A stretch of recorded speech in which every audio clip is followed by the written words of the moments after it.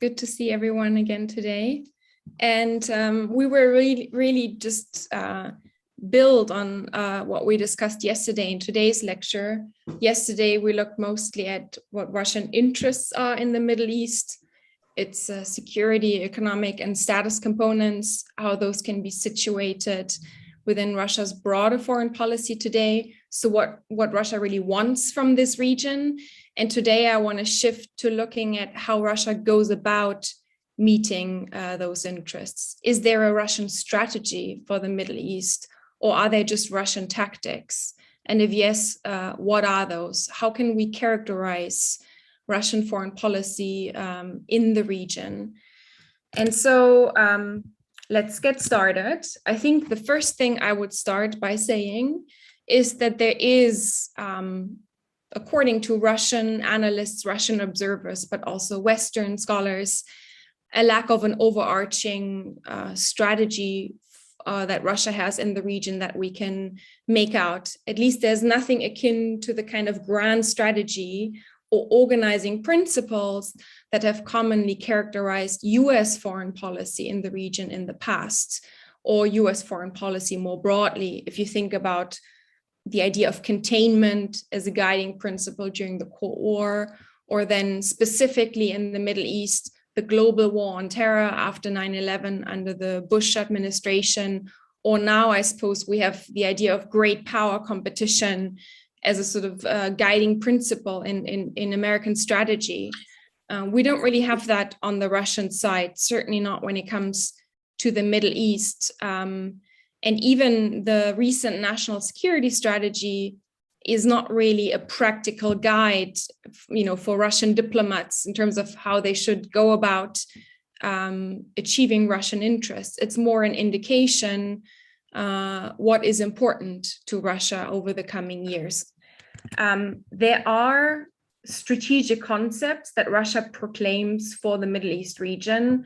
The security concept for the Gulf area is something that was conceived in the foreign ministry years ago, and that was then revived, I think in 2019, when you had the Trump administration's maximum pressure campaign on Iran after the US had left the JCPOA, and we saw tensions sort of ratcheting up in the Persian Gulf with Iran attacking certain assets and interests of US Gulf partners in the region. And so there was a sort of general ratcheting up of tension. And in that context, the Russians again put forward this slightly older concept and offered to sort of discuss it. They even introduced it into the UN Security Council for a discussion at the time. This was as the Trump administration was sort of outgoing.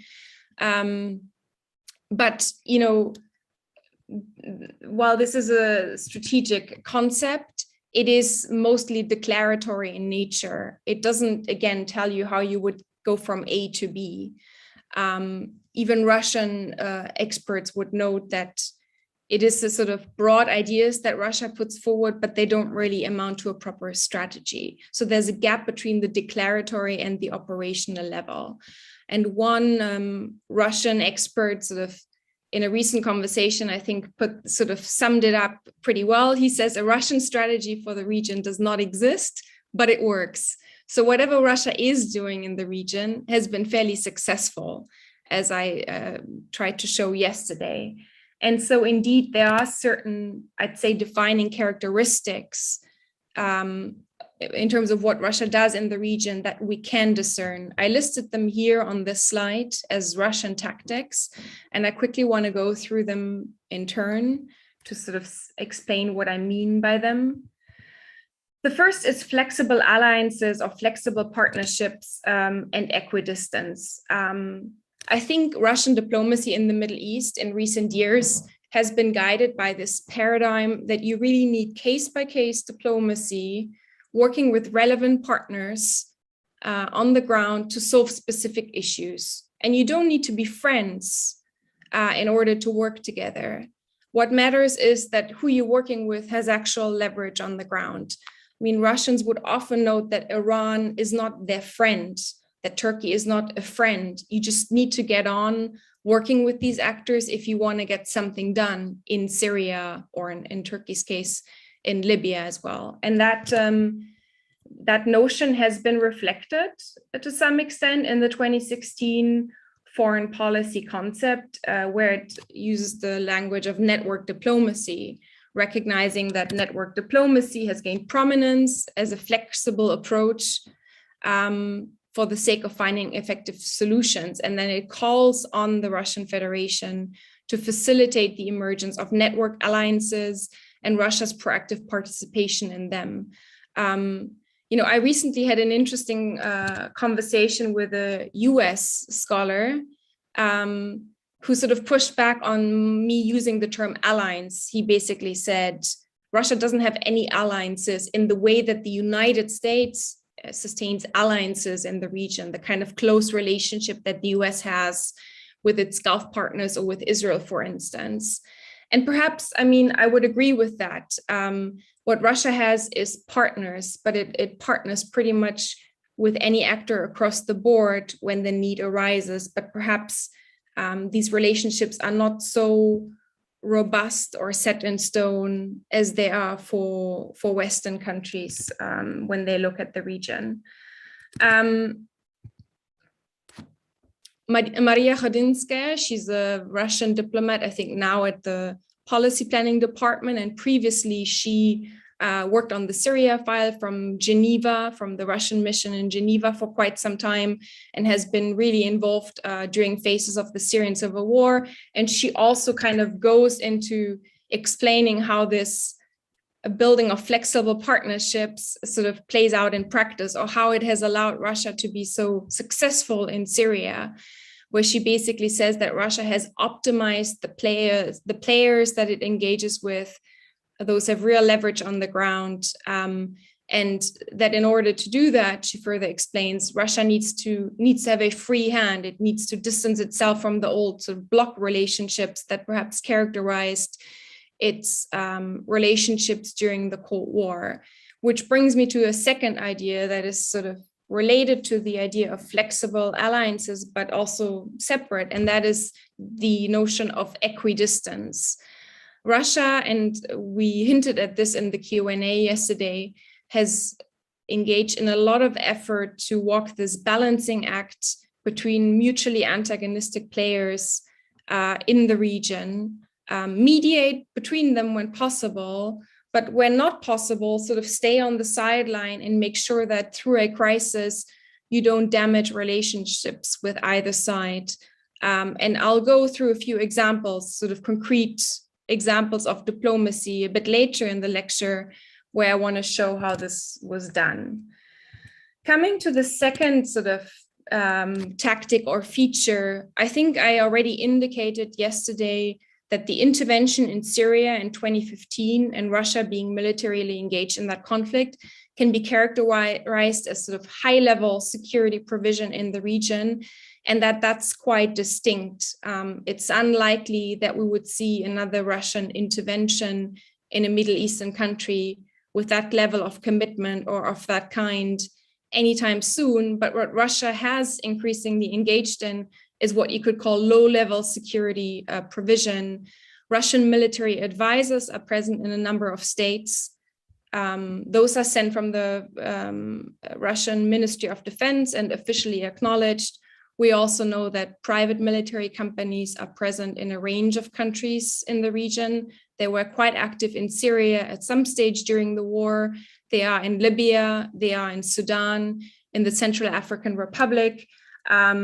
I want to quickly play this video for you. This is of late last year, when the news reported that Russia had dispatched more military advisors to the Central African Republic in the context of the elections there. So I'm going to try and play it, and I hope it's going to work. You can tell me if it doesn't.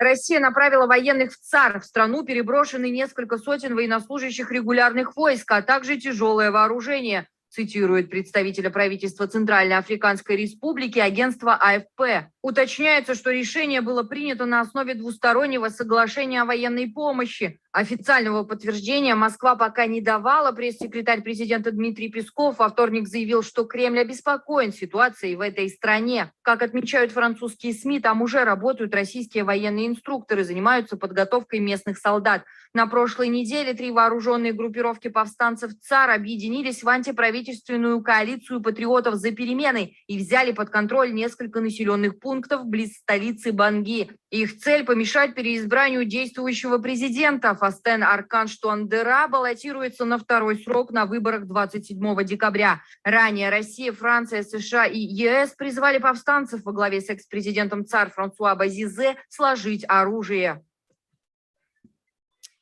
All right, so this is one instance of Russia, and I guess it's a practice that you've seen more frequently in recent years, deploying military advisors or also trainers to train security personnel at the local level to certain countries. We're seeing this increasingly in Africa, as I said, in the Central African Republic, but also Sudan. And of course, this is a different way of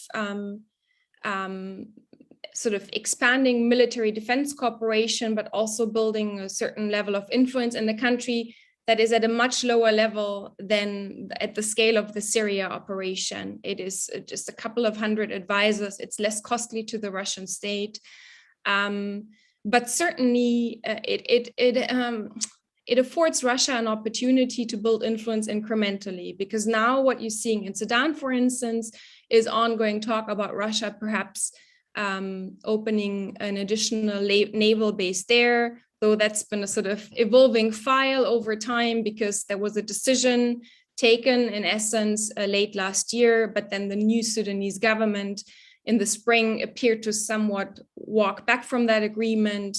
But the latest news is that both the Sudanese parliament and the Duma are in the process of ratifying an agreement to that extent, and Russia might well have a sort of more permanent military assets in that country.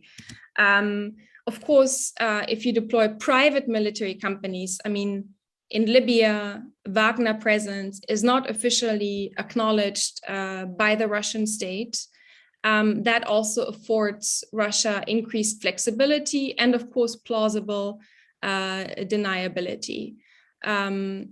So this is sort of another feature that we're seeing more frequently that enables Russia to meet its security interests, but also there's, of course, an economic aspect to this. It also helps Russia protect certain Russian economic interests on the ground in these countries.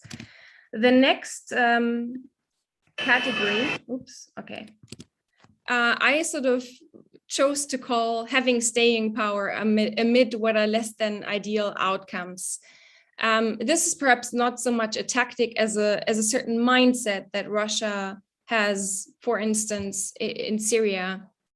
I think I indicated yesterday that a lot of Russian observers, analysts, scholars hold that Russia can really sustain the current status quo in Syria indefinitely.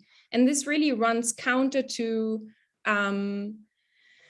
what many Western officials and scholars believe, which is something that has also driven the maximum pressure campaign against Syria that was started under the Trump administration, which is that if you only squeeze Syria hard enough economically, the Caesar Act, putting sanctions, isolating the Assad government, withholding international recognition and normalization, then over time, incrementally, you will build pressure, and that will become so bad that even Russia, as an ally of the Syrian government, will eventually see itself forced to make certain concessions, to push the Syrian government to making political concessions. And basically, the idea here would be to say that this calculation might not necessarily be correct, because perhaps Russia applies a sort of different objective, or a more realistic objective when it looks at the situation in Syria today. You would commonly hear from Russian interlocutors that, of course, they recognize that not all is ideal in the country. They recognize the economic difficulties that are faced by Syria. They are also quite aware and realistic about sort of pockets of unrest that remain. But the overall notion is that this can be good enough. Like, this is something that certainly the Russian Ministry of Defense can live with.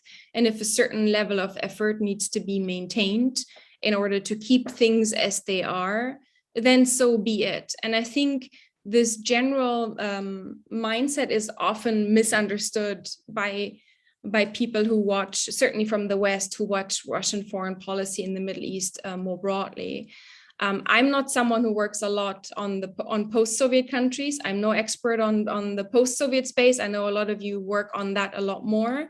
But I guess you could make the argument that Russia also has a certain experience living with a level of, with either low level or frozen conflicts on its periphery that we from a Western mindset wouldn't characterize as solved conflicts, where conflict resolution has not sort of fully succeeded, but that is something that Russia can tolerate as a status quo.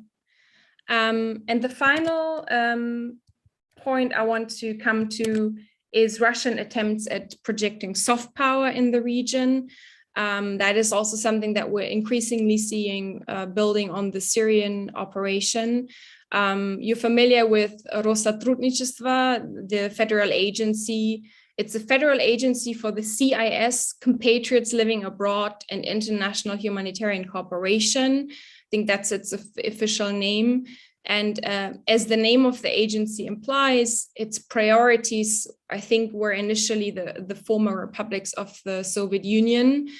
But it has historically been present in the Middle East, and it remains quite active there, for instance, in Egypt, with offices in, I think, Cairo and Alexandria, but also Syria and Lebanon, and has centers in other countries of the region, perhaps especially in those Arab countries where the Soviet Union had quite a big presence. And I mean, at that time, you had thousands of Soviet military advisors in Egypt, also in Syria, a lot of Soviet business interest in Iraq. You had mixed marriages, you had people coming to study in Moscow. So there was quite some activity at the time. And so Russia tries to sort of maintain that legacy and build on it. And now Yevgeny Primakov Jr., who is the grandson of the famous Soviet diplomat Yevgeny Primakov, was appointed head of Rosatrudnichestvo, I think last summer, and tried to sort of breathe new life into the organization. And I put a quote by him on this slide where he gave an interview to Kommersant, sort of indicating that, we also need to win diplomatic battles and wars. And the Russian bear must smile at the world, but smile such that everyone can see his teeth. So, I mean, the organization has a fairly broad mandate. It promotes Russian culture in the world, engages in public diplomacy, promotes Russian language, education, science, of course, supports compatriots abroad. That is also one of its main missions. But you really sort of see this playing out in a country like Syria, where if you follow sort of Russian activity in Syria over the years, in 2015, most of the coverage, including in Russian media, would be about combat operations, about Russia fighting terrorism, supporting the Syrian government. And then over time, the narrative really shifted to humanitarian assistance, but also Russian language being taught at schools in Syria, at Syrian universities. I actually know the guy who is now heading the Rosatrudnichestvo office in Damascus.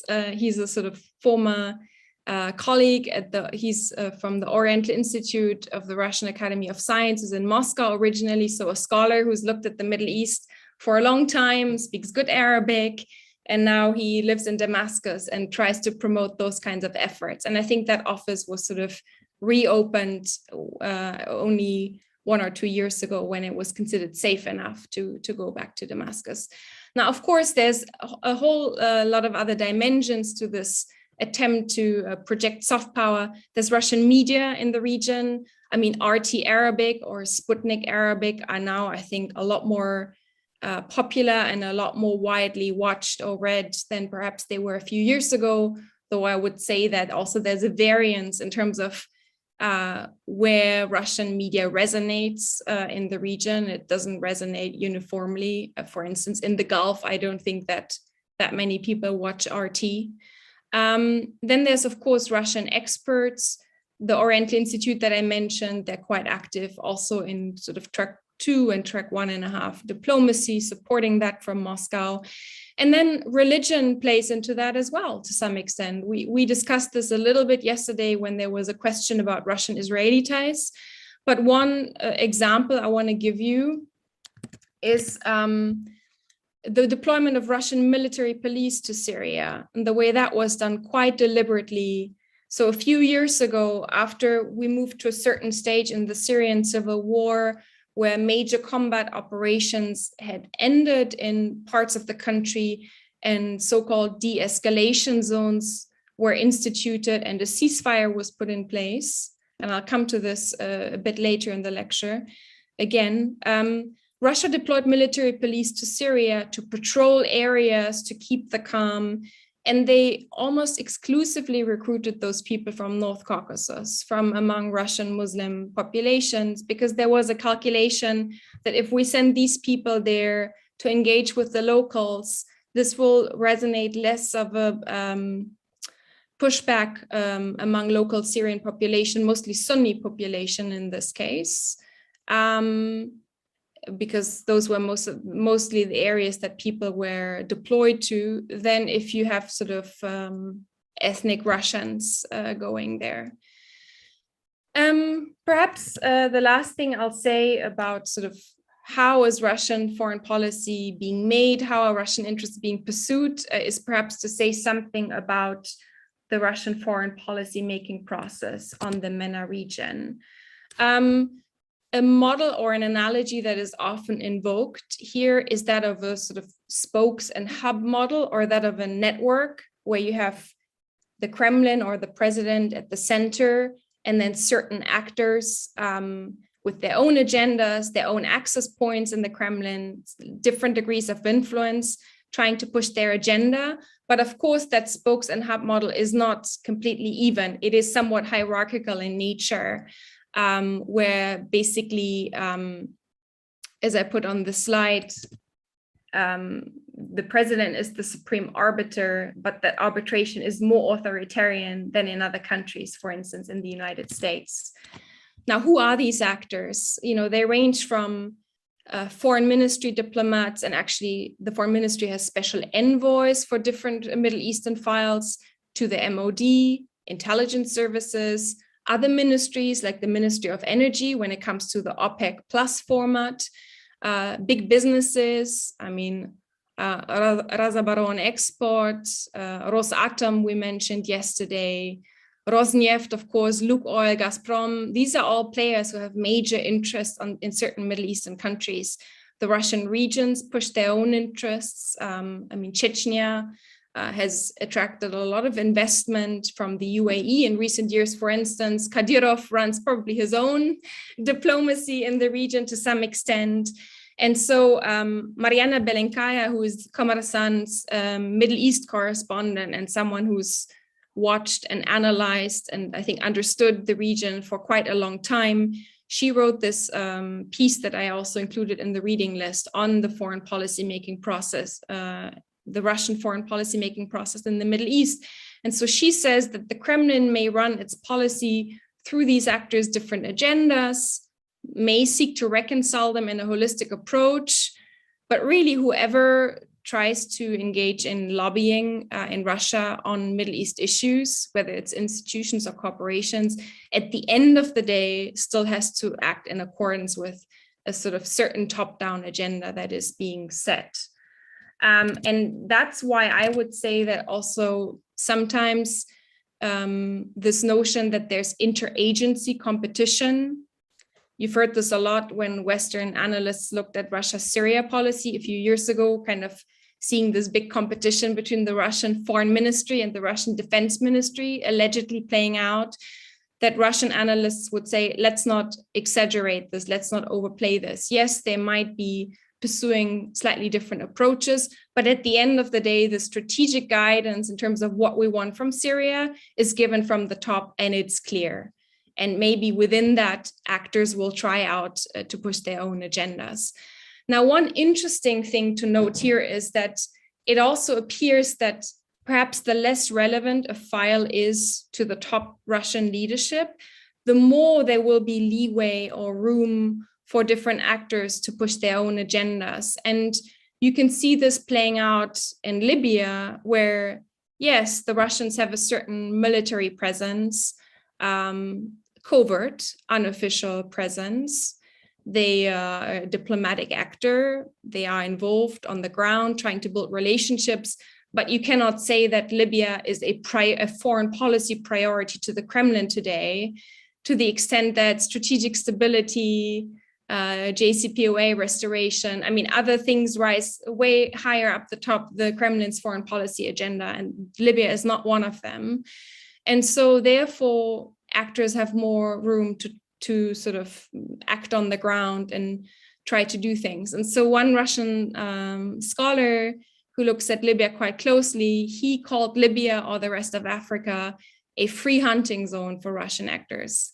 У нас много собачек, они идут по следам, кто-то принесет утку, кто-то принесет зайца, и тот, кто накормит хозяина, получит за это хорошую косточку и место у огня.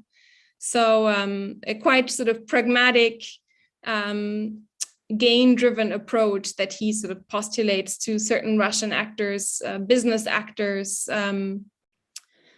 private contractors who are sort of doing things on the ground in Libya.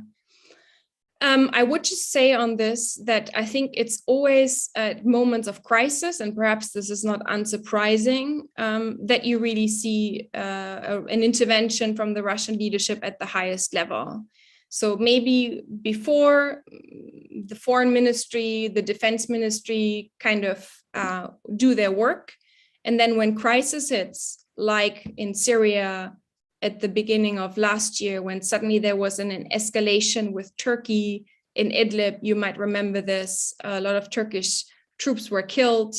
Putin and Erdogan had to speak on the phone and then meet face to face multiple times to avert another crisis in Russian-Turkish relations.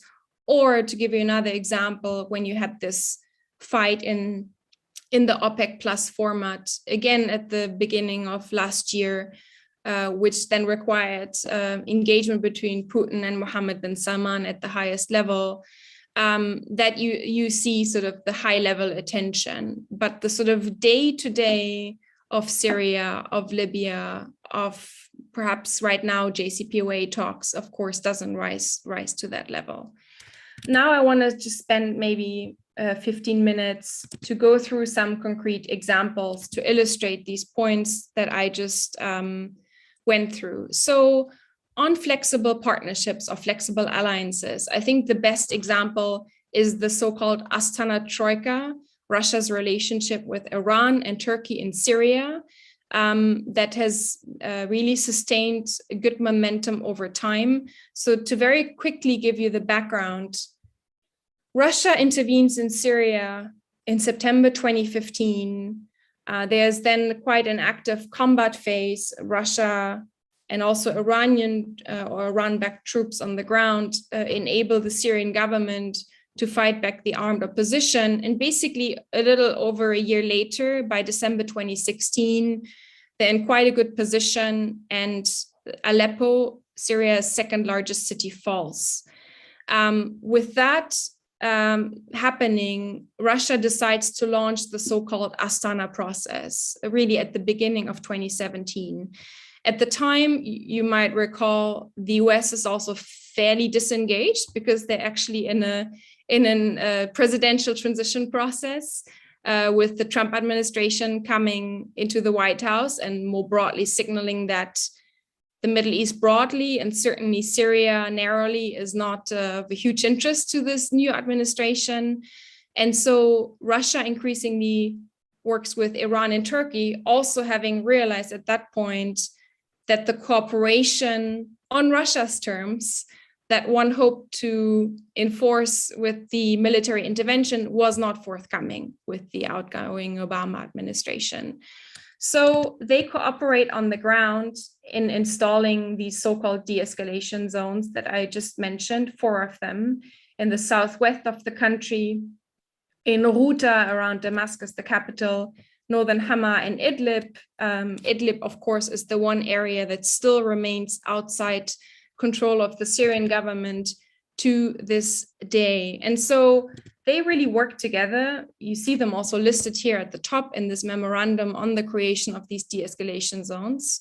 Russia, Iran, and Turkey work together to put these de-escalation zones into place. And I mean, the point I really want to make is that the work in this format then continued in the Astana format to talk mostly about military-related issues in the conflict, de-escalation zones, ceasefires, release of detainees, the fate of the disappeared, those kinds of issues, but slowly also took over to some extent the political file and became more involved in the Geneva process.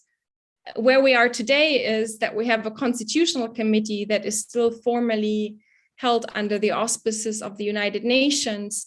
But I think you can make a convincing argument that the Astana Troika and these 3 states are quite instrumental in shaping what is possible within that constitutional committee process. So this is a relationship that Russia has been keen to, I think, maintain, even though some now argue that it's somewhat lost its utility. But to come back to the idea of flexibility, Russia is also not wedded at all to exclusively working in that particular format. I mean, here at the top left, you see the sort of the heads of the Astana Troika at the presidential level with Rouhani, Putin, and Erdogan. But earlier this year, Russia suddenly convened a meeting at the level of foreign ministers with the Russian, Turkish, and in the middle, you have the Qatari foreign minister. And now, you know, people at the time were saying, oh, is this a new format? Is there like a new troika? Is Russia sort of shifting gears? What does it mean about Russian-Iranian relations? I think, you know, this is sort of not what's going on. This was so far a one-off meeting, but it just goes to show that when Russia considers it in its interest and timely, it will also work with different alliances and in different partnerships. And the reason why Russia has been quite keen to get some of the Gulf states more involved in the conversation about Syria is that Russia is more broadly keen to push this agenda of normalizing the Syrian government with the international community. And here, of course, Syria normalizing relations with the League of Arab States would be an important step. Also attracting certain reconstruction support from Gulf Arab states would be a major step. And in that context, I think you can see that particular meeting taking shape, even though Libya and other files were also discussed. But it just goes to underscore this point about Russian flexibility. Another point I want to make is that sometimes, I mean, this notion of flexibility is not just applied to how Russia engages with regional states. You can also see it at a non-state actor level. So let's come to Russia's engagement with the armed groups, with the armed opposition in Syria for a second. Of course, who is a terrorist and who is not a terrorist, and how do we designate terrorists, has for long been contested between Russia, Western countries, also other countries. And I think the war in Syria has to some extent epitomized that contestation. While the United States and Europe for long periods in the Syrian civil war would sort of differentiate between groups like the Islamic State and then Hayat Tahrir al-Sham, which had sort of different incarnations, but was formerly Jabhat al-Nusra, an al-Qaeda affiliate, on the one hand as terrorist groups, and then basically labeling others moderate opposition. Russia has been more binary in its discourse on the Syrian armed opposition, essentially making the argument that those who take up arms to fight the Syrian government are to be considered terrorists. But then within that posture, you have seen quite a bit of pragmatism and flexibility on the Russian side in dealing with certain armed groups on the ground when it was considered politically expedient to do so. And so two good examples are the groups Jaish al-Islam and Ahrar al-Sham, which I've sort of listed here on the slide. You know, those are groups that Russia over the years has tried to get listed in the UN Security Council as terrorist groups. But then, for instance, when Aleppo fell, I mentioned the fall of Aleppo in December 2016, just a while ago, the Russian MOD included these groups in the list of groups that were subsumed under the ceasefire. It also invited representatives of these groups to Geneva talks, saying these people can participate in an individual capacity, even though that doesn't mean that we recognize these groups as legitimate. But then later, when the de-escalation zones were dissolved and Syrian government offensives resumed, Russia would make the argument that these groups failed to dissociate themselves from Al-Qaeda on the ground and therefore became legitimate targets for Syrian government operations. So, you know, all while sort of Russian think tanks like RIAC, the Russian International Affairs Council, would sort of continue to list some of these groups as moderate opposition in some of the research they were publishing, which just goes to say that there can also be this kind of flexibility in Russia's approach to non-state actors. I mean, perhaps we're seeing a somewhat similar pattern play out with the Taliban right now. I mean, the Taliban remain, from what I understand, a prohibited organization in Russia. Yet Taliban delegation is also going to Moscow. Russian diplomats are engaging with the Taliban and have done so over previous years because they realize that these are actors with real leverage on the ground. So to not talk to them is a real mistake. The second principle, that of equidistance, I kind of addressed yesterday already in the Q&A, so I'll go through it quite quickly again. I think how Russia deals with Iran and Israel and Syria is a very good example of trying to remain equidistant between two mortal enemies that are engaged in the same conflict zone. I mean, Russia and Iran have been allies in Syria. At the same time, Russia has always tried to be considerate of Israeli security concerns, Israel being very concerned over the last few years with this perception that Iran and Iran allied forces are entrenching themselves on the ground in Syria, especially close to Israel's border, and that with Hezbollah being present in Lebanon, the Iranians could open a second front against Israel from Syria. And that concern has become more and more acute through the war as the Syrian government recaptured more territory. And so the Israelis really turned to the Russians and basically said, we ask you to make sure that the Iranians stay away from our border, that there's a certain buffer zone. This was in the summer of 2018 when the Southwest was taken back by the Syrian government forces. But really, the result has always dissatisfied the Israelis. As I mentioned yesterday, they have continued to strike routinely at Iranian targets in Syria. Now, this is a slide from July 2019, because I couldn't find a good visual representation of the sort of the strikes that happened to date, but there's sort of on a weekly basis, essentially, reports of Israeli strikes in Syria. All of this has put the Russians into a somewhat awkward position because on the one hand, they have this argument that they routinely level against the Americans, that no one should violate Syrian territorial integrity and sovereignty. But of course, when it comes to Israeli strikes, the Russians have been quite cautious in their criticism, and they have only occasionally condemned Israeli strikes, which, by the way, are often also not acknowledged. Israel would strike in Syria, and then the IDF would not comment on this and sort of publicly acknowledge that Israel stands behind it.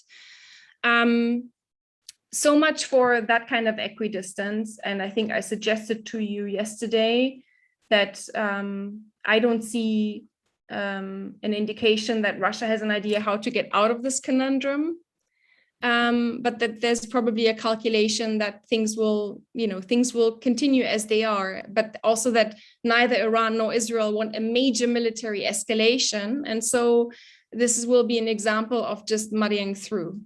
Another example of equidistance is the Israel-Palestine file. Here, Russia has also tried, especially with sort of improving Russian-Israeli relations under Putin, to appear quite even-handed on the Israeli-Palestinian issue. Russia has been historically part of the Middle East Quartet, a forum actually that I think Russian diplomats associate quite a positive legacy of cooperation with the United States and the EU with. So in recent years, they have also called for a revival of the Middle East Quartet. Russia has maintained relations with Hamas. Hamas, of course, being considered a terrorist organization by many other countries. At the same time, Russia would, though, criticize certain Israeli actions against Palestinians, like Israeli settlement building or demolitions of Palestinian houses. You would find statements on the Russian Foreign Ministry page criticizing those. But the latest round of tensions, the latest war in Gaza just in May, 2-3 months ago, you could again see this attempt at being quite cautious and remaining equidistant from both sides. Russian diplomats were quite active. Lavrov spoke with the Jordanians, with the Egyptians. They were calling for a meeting of the quartet. They were issuing statements, but there was a sort of caution not to sort of unduly criticize one side too much over another. Instead, they would call for a return to the idea of a two-state solution, and really trying to appear neutral. Having said that, the Russians also tried to carve out their own niche on the Israel-Palestine file, which is, in the Middle East, sort of considered a file where really the Americans have most of the leverage, because given the US-Israeli relationship, the common understanding is that unless there's some American pressure put on an Israeli government, that file will simply not really move. And Russia doesn't have that kind of leverage over Israel. But given that Russia has always prided itself on its diverse relations with the Palestinians, it has tried to find a niche for itself in recent years, sort of zoning in on the issue of intra-Palestinian unity, because Palestinians are quite divided among each other with Fatah and Hamas, but other factions as well. And here you see a picture from early 2019 where colleagues at the Oriental Institute in Moscow, you have Vitaly Naumkin in the middle in the red shirt, hosting intra-Palestinian talks in Moscow. And so you see sort of activity to that extent. Russia has also, frequently offered to be a sort of neutral platform that can host direct Israeli-Palestinian talks in Moscow if there's a wish. But of course, that offer has not been taken up upon by the Israelis. I had another example of sort of equidistance on the Libya file, but maybe I will, for the sake of time, not go through that right now, but we can discuss it more in the Q&A if there's interest, because I've spoken for 45 minutes already, but I want to make sort of a few final remarks on these Russian tactics or sort of these characteristics of Russian foreign policy as they play out in the Middle East. I think to sort of sum it up, Russia tries to constantly engage in balancing acts between different actors in the region, and not to give the appearance that it maintains rigid or robust alliances with any bloc or any player in the region, but instead to pursue flexible relationships. Russia also doesn't support the notion that there should be a hegemon in the Middle East region, that one sort of player should be the hegemon in the Gulf or more broadly. And of course, that pursuit of balancing acts also enables Russia's relatively modest, but not unimportant pursuit of economic benefits of a wide variety with all sorts of players in the region that we discussed yesterday. And often Russia poses as a sort of, or offers itself as an arbiter between different sides, without though claiming that Russia in and of itself or by itself can shape a comprehensive resolution to these different conflicts all by itself. I think Russian diplomats are actually quite realistic in the way that they look at the region and the various conflicts in the region.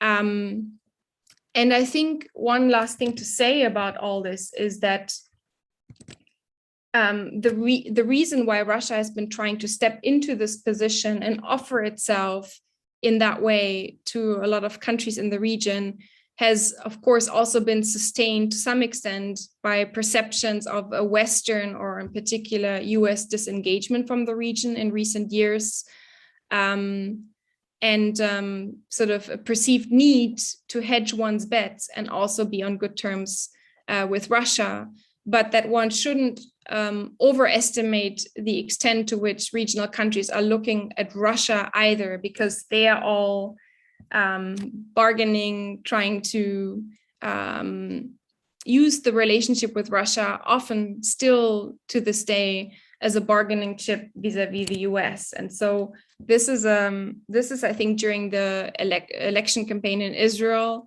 2 years ago, where you would see this poster on one side of a building, but then if you walk around the building, you see, you know, they're not just putting this up with Putin, but also with Modi and Trump, which I think underscores the way that a lot of regional players look at their relations with different global powers. Of course, you know, nowadays we have to say not just with the United States and Russia, but also increasingly China, which is entering the scene in the Middle East as well. So maybe I'll stop here and then we can have a discussion.